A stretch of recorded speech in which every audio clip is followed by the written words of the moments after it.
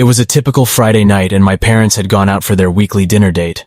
I was so excited to finally have the house to myself, as I had big plans to binge watch my favorite shows and eat junk food all night. As soon as my parents left, I sat into the living room, curled up on the couch with a big bowl of popcorn. I turned on the TV and got lost in my show. It wasn't until I heard a strange noise that I realized I wasn't actually alone. At first I thought it was just the house settling, but the noise repeated.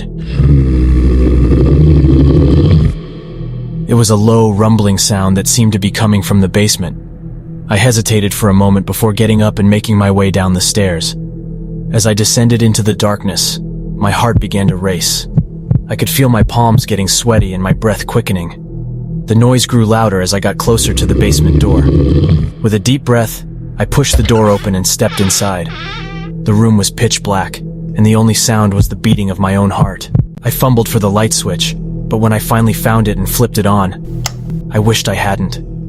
Standing in front of me was a figure dressed in all black, its face obscured by a hood. I froze, my mind racing as I tried to figure out what to do. The figure didn't move, but I could feel it staring at me. After what felt like an eternity, I had the courage to speak. "Who are you?"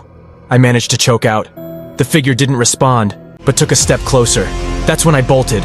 I turned and ran up the stairs as fast as I could, my heart pounding in my chest. I locked the basement door behind me and collapsed onto the couch, gasping for air. For the rest of the night, I sat there in the living room, my eyes locked onto the basement door. I didn't move until my parents came home hours later, finding me still sitting there, too traumatized to move. To this day, I still have no idea who or what was in that basement that night, but one thing's for sure, I'll never forget the fear that washed over me in that moment.